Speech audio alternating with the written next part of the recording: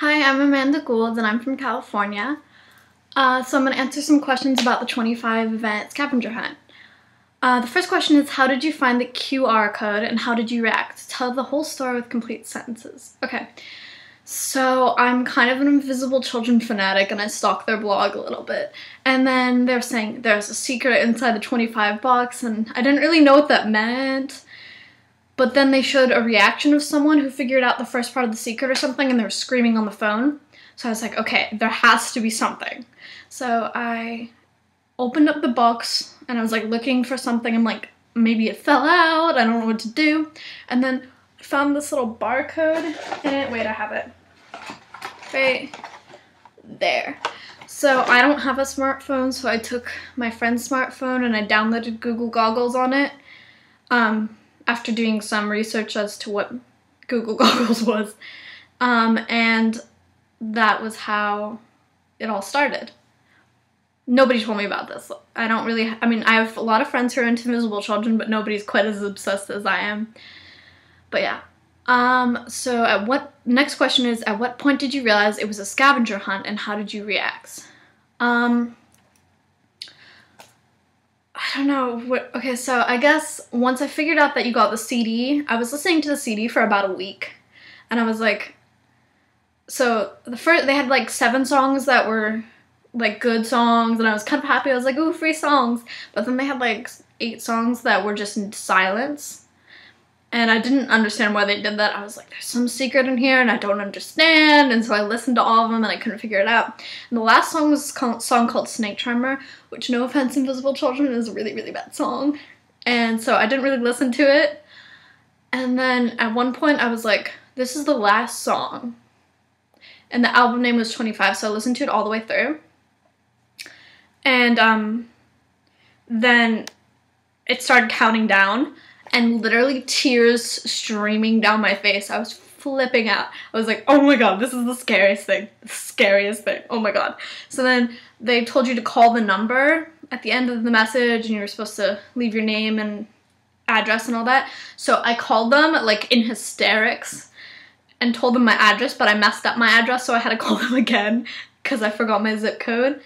And I was really embarrassed, but I was like in tears and my sister was there like, why are you crying? I'm like, this is the greatest, most scariest thing ever. So I didn't really realize it was a scavenger hunt until then they sent me something else and I was like, oh, there's more clues, it keeps going. Really excited and I had way too much fun with it. Okay, next question is, what steps did you make it through? Okay, so then let me think. After I left my name and number, they sent me this riddle kind of thing. And then I realized that if you took the first letter of each line, it spelled out URL. And then I put that URL into my computer, and then they gave you another riddle in French, so I Google translated that, and then found out the answer was a human. And then I sent that to the email they gave, and then I'm trying to think what happened next. I think they told me they were gonna send me something in the mail. Let me see what I got. Yeah, I think that was it. They said they were gonna send me something in the mail. So they sent me the t-shirt. It was a t-shirt with a picture on it. I didn't know what the picture was of. And then they gave me a sticker for Invisible Children, said don't lose anything, and then there was this blank piece of paper in it with a 25 sticker in the corner, and I almost threw that away, but it said don't lose anything, so I was like, I feel like this is significant, but I don't know what it is. So I couldn't figure it out. I thought for some reason that you had to look at the picture on the t-shirt with 3D glasses, so I just never really figured it out. That was where I got stuck, was on the t-shirt. And then the 25 event came, which was amazing, but and then I didn't, like, I guess schoolwork got in the way, and I thought it was over because the 25 event had happened, and I was like, I guess that's it. I didn't really know. So then, when I joined the 4th estate, I decided, you know, it's over, so why not ask if other people got into this or not. So then, a lot of people didn't know what I was talking about, but some people did. And then Jason Russell said you can go a lot farther, and Jason Russell's my idol, so I was like, okay, I'm gonna keep doing this. So then I did.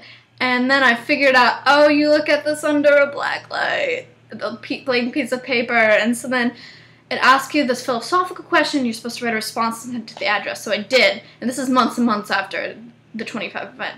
So I was waiting for my response, and then I got a letter in the mail that said, sorry, the competition's over, and the 2 people reached it before you, and I was like, this was a competition? What? I just thought it was a scavenger hunt. If I knew it was a competition, I would have tried so much harder. But I did have a lot of fun. So that was where I got stuck. Let me see. What's the next question? When were you the most surprised or excited? I think when I heard the voice on the CD counting down, because I literally was crying. I was tears streaming down my face, crying. Oh my gosh, it was so cool. When were you the most frustrated or anxious is the next question. When I couldn't figure out the last thing and I was like, I don't have 3D glasses. And it occurred to me at one point to look at it under a black light, but I didn't own a black light. So I was like, you know, they're not going to assume we all have black lights lying around. But as it turned out, I did have a black light. And so that was when I was most frustrated and I was like really upset. And my sister was helping me at that point and we just both couldn't figure it out. At any point did you think you were going to win is the next question. I didn't know it was a contest. I just thought it was a scavenger hunt. So I was really upset when they're like, there was winners. I was like, there was winners? And I don't know what they won. I'm jealous. I feel like it's going to be something cool. I don't know. I really want the Invisible Children Warby Parker glasses, but I can't afford them. So I was kind of like thinking, oh, they're probably getting Warby Parker glasses. I'm so jealous. But yeah. At any point did you want to give up?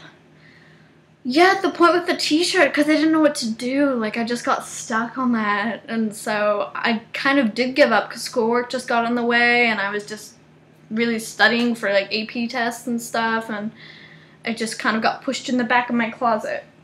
But yeah. Is this something you would expect from a non-profit? Does it change how you think of Invisible Children? I love, love, love Invisible Children. It's my life. It's what I wake up every morning thinking about Invisible Children. Every night at 11:11, I wish for the war in Uganda to be over. I love, love, love Invisible Children. No, this isn't something I would expect from a non-profit, but it's part of the reason I love Invisible Children because they're like so fun and original, and they just have the weirdest ideas that are so crazy they just work. And I told my whole club about it.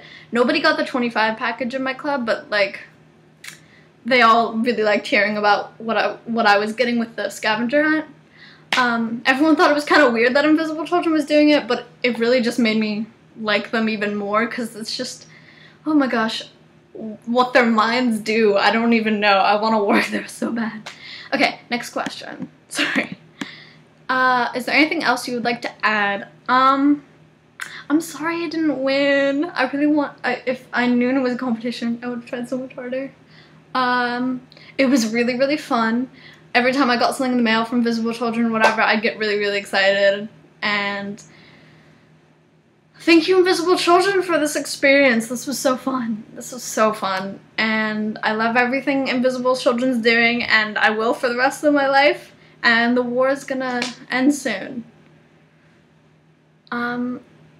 Yeah. Thank you, Invisible Children. Mwah.